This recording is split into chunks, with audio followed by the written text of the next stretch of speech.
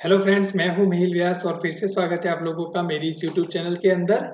तो फ्रेंड्स, हमने पिछले वीडियो में देखा था क्लास और ऑब्जेक्ट के बारे में। उस कॉन्सेप्ट का हमारा जो ये सीरीज पूरा चल रहा है उसके अंदर हमने क्लास और ऑब्जेक्ट के बारे में पिछले वीडियो के अंदर हमने देख लिया था। अगर आप पहली बार ये वीडियो देख रहे हो, पहली बार मेरी इस चैनल पे आए हो और ये अगर वीडियो आप देख रहे हो, तो अगर क्लास और ऑब्जेक्ट के बारे में कुछ जानना हो तो प्रीवियस वीडियो आप देख सकते हो। और जो लिंक है वो वीडियो के एंड में आपको प्लेलिस्ट की लिंक जो है वो मिल जाएगी कि वहाँ पे आप उप्स के जो हमारी सीरीज है उसमें वीडियोस होंगे तो वो भी आपको अवेलेबल हो जाएंगे। और दोबारा मैं बोलूँगा, जावास्क्रिप्ट का जो हमारा ट्यूटोरियल था वो अपलोड हो चुका है पूरी तरह से। सारे जो कॉन्सेप्ट थे उसके अंदर जितने भी कवर करने थे मेजर कॉन्सेप्ट, वो सारे वहाँ पे अपलोड हो चुके हैं। तो आप वहाँ पे भी जाके देख सकते हो जावास्क्रिप्ट के ट्यूटोरियल्स को। चलिए, तो अब उस कॉन्सेप्ट के अंदर हम लोग जो बात करने वाले हैं वो होगा हमारा एनकैप्सुलेशन और दूसरा होगा एब्स्ट्रैक्शन। तो अब इन दोनों टॉपिक के बारे में आज के इस वीडियो में हम लोग बात करने वाले हैं। अब एनकैप्सुलेशन जो होता है वो किस तरह से काम करता है और उसका कॉन्सेप्ट क्या है। जो लोग पहली बार आए हैं उनको मैं बता दूं कि ये वाला जो सीरीज हमारी चल रही है वो जेनेरिक उप्स कॉन्सेप्ट है, जहाँ पे आपको जावा, पाइथन, आप पीएचपी, डॉट नेट, फिर आप जावास्क्रिप्ट के अंदर या रिएक्ट जेएस, कोई भी फ्रंट एंड टेक्नोलॉजी में अगर आप काम कर रहे हो तो वहाँ पे उप्स कॉन्सेप्ट का जो है वो काम होता ही होता है। तो ये जेनेरिक है कि थियोरेटिकल रियल टाइम एग्जांपल्स, आपकी लाइफस्टाइल जो है, आपके रियल लाइफ के आसपास के एनवायरनमेंट में जो एग्जांपल्स हैं उनका बेस लेके थियोरेटिकल पार्ट ये जो उसका है वो चल रहा है। फिर जैसे जैसे मैं रिएक्ट में आगे बढ़ूंगा, एक्मास्क्रिप्ट में आगे बढ़ूंगा, पीएचपी में वीडियोस अपलोड करूंगा, तब मैं उस लेवल पे प्रोग्रामिंग में भी आपको वो चीजें एक्सप्लेन करता रहूंगा उप्स कॉन्सेप्ट के लिए। ठीक है, तो अभी ये सिर्फ थियोरेटिकल है, तो जो पहली बार आए हैं वो ध्यान दे खाली कि ये सिर्फ थियोरेटिकल होगा, तो उनको ये ना लगे कि यहाँ पे कुछ प्रैक्टिकल तो हो नहीं रहे हैं। लेकिन जो देख रहे हैं मेरे सब्सक्राइबर है या जो भी रेगुलर व्यूअर्स है वो देख रहे हैं, उनको पता है कि ये थियोरेटिकल ही चल रहा है अभी। ठीक है, अब एनकैप्सुलेशन का मतलब क्या होता है। तो अगर हम लोग हमारी जो सिंपल लैंग्वेज है उसमें अगर बात करें तो एनकैप्सुलेशन का मतलब क्या निकलता है कि बहुत सारी चीजें एक ही जगह पे होती है अवेलेबल।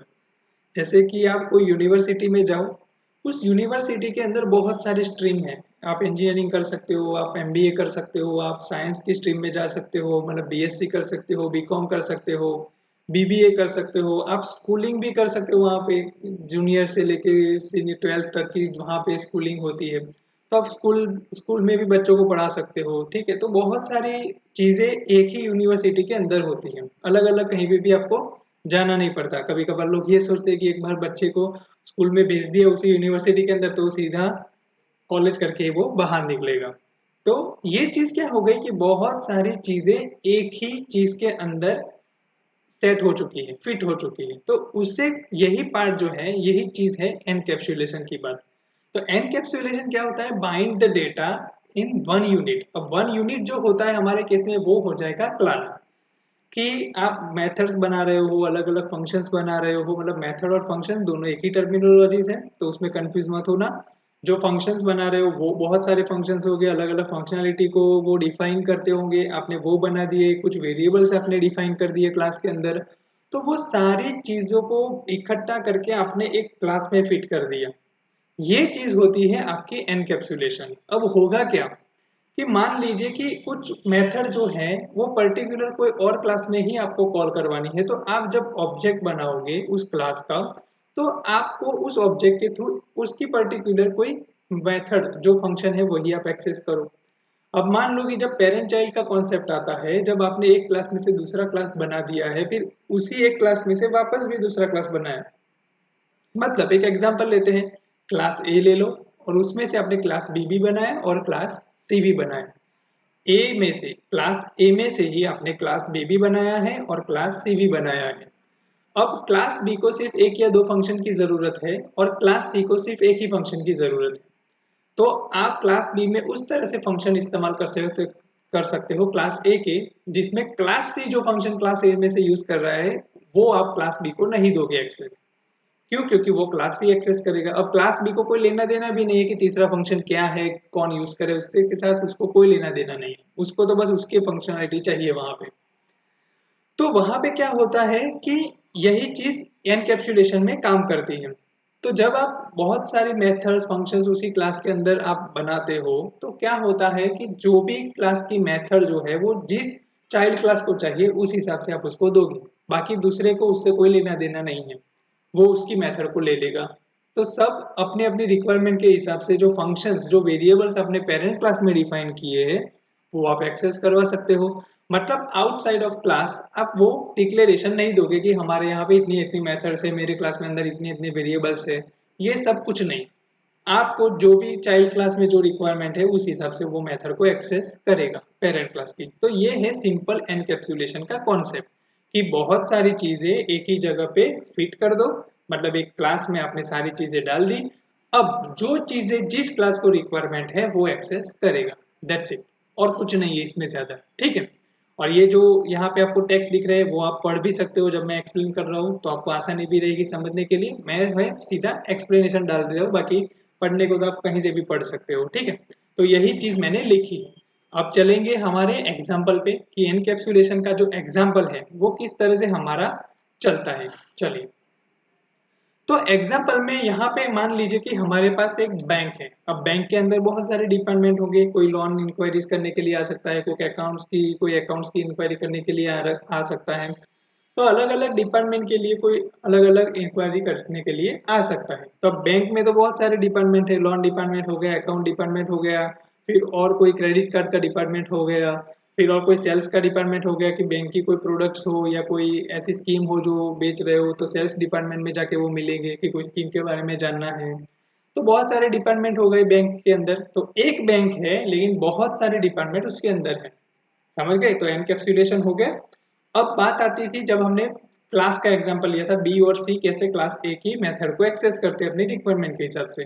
तो यहाँ पे क्या होता है कि एक कस्टमर आया, वो कस्टमर कहता है कि भाई मुझे लोन के लिए इंक्वायरी करनी है।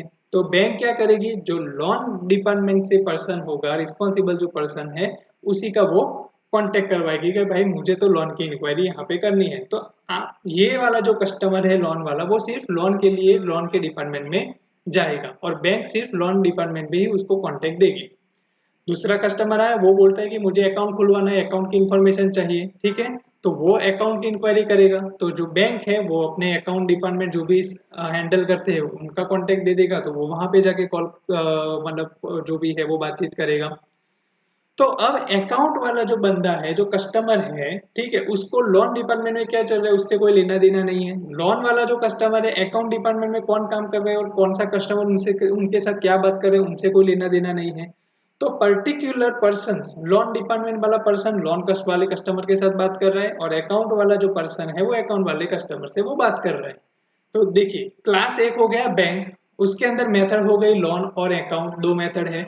और चाइल्ड क्लास है लोन कस्टमर वाला, एक चाइल्ड क्लास हो गया जो बैंक में आ रहा है और एक्सेस कर रहा है सिर्फ उसकी लोन वाली मेथड, उसको अब क्या अकाउंट वाली मेथड से कोई लेना देना नहीं है। वैसे ही अकाउंट कस्टमर आया, अकाउंट वाला कस्टमर वो बैंक में जा रहा है तो सिर्फ अकाउंट की इंक्वायरी कर रहा है, तो बैंक उसको अकाउंट वाली मेथड एक्सेस करने के लिए दे रही है, उसको अब लोन वाली मेथड के साथ कोई लेना देना नहीं है। दैट इज एनकैप्सुलेशन, कि दूसरा चाइल्ड क्लास वही एक्सेस करेगा जो पेरेंट क्लास उसको एक्सेस करने देगा और जो इसको भी जरूरत है, बाकी उसको कोई लेना देना नहीं है किसी भी फंक्शन या वेरिएबल से। तो ये था सिंपल एनकैप्सुलेशन का एग्जांपल। इस तरह से आप कोई भी एग्जांपल दे दो। देखो आईटी कंपनीज है तो उसके अंदर डिपार्टमेंट है कि भाई वेब डेवलपमेंट वाला पार्ट अलग है, मोबाइल डेवलपमेंट वाला पार्ट अलग है, मार्केटिंग वाला है, क्यूए वाले हैं मतलब टेस्टिंग जो कर रहे हैं, फिर मार्केटिंग वाले मतलब एसईओ कर रहे हैं या वो भी चीज है, एचआर डिपार्टमेंट है। तो अब जब इंटरव्यू प्रोसेस चल रही है, कोई इंटरव्यू के लिए आता है तो वो सबसे पहले एचआर को कांटेक्ट करेगा। अब उसको कोई लेना देना नहीं है कि अंदर वेब डेवलपमेंट में कौन काम कर रहा है या कोई डिजाइनिंग डिपार्टमेंट में कौन काम कर रहा है, उसको कोई लेना देना ही नहीं है। उसको तो क्या है, एचआर राउंड करना है खाली, बस एचआर कौन है उसके साथ सीधी बात करनी है। तो कंपनी एक क्लास हो गई, डिपार्टमेंट्स जो है वो सारे उनके मेथड्स हो गए, और कस्टमर जो आया, जो कैंडिडेट आया है, हमारे केस के अंदर कैंडिडेट्स होगा, तो कैंडिडेट आया उसको एचआर वाली मेथड खाली एक्सेस करनी है, बाकी की मेथड्स का कोई लेना देना है नहीं, ठीक है। तो ऐसी चीजें हैं, ऐसे real life example, real time example जो है आपके आसपास है, तो वही आपके उस कॉन्सेप्ट में वो आप समझने में उसको आसानी रहती है। तो इस तरह से आप समझ भी सकते हो। चलिए, तो आई होप कि एनकैप्सुलेशन आपका क्लियर हो चुका होगा। चलिए आगे बढ़ते हैं, एब्स्ट्रैक्शन पे आते हैं। अब एब्स्ट्रैक्शन क्या चीज है? एब्स्ट्रैक्शन का मतलब क्या होता है कि डिटेल्स को हाइड करना। डिटेल्स को हाइड करना सिंपल मीनिंग निकलता है एब्स्ट्रैक्शन का। ध्यान रखना फ्रेंड्स कि एब्स्ट्रैक्शन जो है ना वो बहुत सारे मतलब ये उप्स के जो कॉन्सेप्ट है पर जनरली आपके इंटरव्यूज में आएंगे ही आएंगे।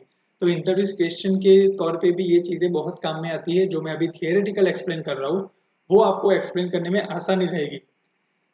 तो एब्स्ट्रैक्शन क्या करता है, डेटा को हाइड करता है। ओके, अब उसका मतलब क्या होता है, देखिए कोई भी चीज, अगर आप किसी चीज को देख रहे हो, अगर मान लीजिए कि आप मूवी देखने के लिए जा रहे हो। अब मूवी के लिए आप टिकट विंडो में जाके खड़े रहते हो। अभी तो ऑनलाइन सब हो गया है तो आप ऑनलाइन घर से ही आप बुक करवा सकते हो। लेकिन एक केस ले लेते हैं कि आप टिकट विंडो पे गए, वहां पे आपने टिकट बुक करवाई। तो क्या करता है वो बंदा, चेक करेगा अपने सिस्टम पे, टिकट आपको निकल के प्रिंट आउट करके आपको दे देगा। अब आपको कोई लेना देना है कि टिकट कैसे निकली, कैसे उसने चेक किया, क्या, सीधा प्रिंट आई आपने ले लिया, आपको टिकट मिल गई, आप सीधा एंट्री कर लोगे। तो आपको कोई लेना देना नहीं है कि टिकट कैसे निकली। आपको सिर्फ इतना लेना देना है कि मैंने पैसे दिए, मुझे टिकट मिली, मुझे अंदर जाके अब मूवी देखनी है, बस बात खत्म। That's it. एब्स्ट्रैक्शन का काम यही है। आपने एक क्लास बनाया, उसके अंदर मेथड्स है। अब जब कोई भी क्लास, चाइल्ड क्लास या कोई भी वो पेरेंट क्लास की इस मेथड को एक्सेस करने के लिए जा रहा है तो उसको कोई लेना देना नहीं है कि उसको अंदर लॉजिक क्या है, डिफाइन क्या किया है, कुछ नहीं है। उसने बस फंक्शन को कॉल किया, उसके हिसाब से उसको आउटपुट मिल गया। उसको उसके साथ कोई लेना देना नहीं है कि उसके अंदर क्या डिफाइन किया था क्या। तो वो सारी चीजें वो हाइड रखता है, इसीलिए उसको एब्स्ट्रैक्शन कहा जाता है। उस चीज को एब्स्ट्रैक्शन कहते हैं, उस प्रोसेस को एब्स्ट्रैक्शन कहते हैं। ठीक है। तो यहाँ पे डेफिनेशन भी मैंने इस तरह से ही लिखी है कि abstraction only display information part by hide implementation the part. मतलब कि जो पार्ट इंप्लीमेंट किया गया है उसको नहीं दिखा रहा है। जो इंफॉर्मेटिव पार्ट है कि भाई ये है, बस उतना ही आपको दिखाता है। कैसे किया, क्या प्रोसेस है, उससे कोई लेना देना नहीं। ठीक है, आपने जो लॉजिक किसी फंक्शन में किया है उससे उसको कोई मतलब नहीं है। बस उसको तो ये चाहिए कि ये फंक्शन है, बस मैंने कॉल करवा दिया, पैरामीटर है, मैंने पास करवा दिया, मुझे आउटपुट मिल गया, मेरा काम हो गया, चलिए आगे बढ़िए। ठीक है। तो वो उस कॉन्सेप्ट पे काम करता है।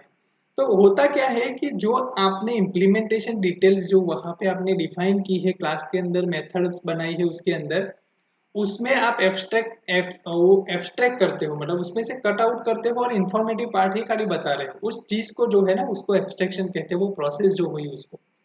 ठीक है। अब उसका लाइव एग्जांपल हम लोग देखें तो किस तरह से काम करेगा। सबसे बढ़िया एग्जांपल कहीं पे भी मिलेगा और मैंने भी वही इंडिकेट किया है, लेकिन समझाने के लिए, लेकिन आसानी रहती है आपके लिए। देखिए, एक एटीएम मशीन, अब सब ने इस जमाने में, इस जनरेशन के अंदर सब ने एटीएम का इस्तेमाल तो कहीं ना कहीं किया होगा।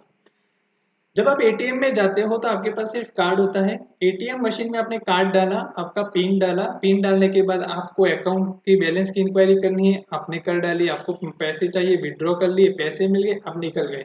क्या आपने खड़े होके ये देखा कि पैसे कहाँ से आए, किस तरह से वो मशीन के बाहर आए और मैंने हाथ डाला और पैसे ले लिए? ठीक है, आपने उतना ही किया ना, लेकिन मशीन के अंदर से पैसे आए क्या आपने देखा खोल के कि वो किस तरह से आए?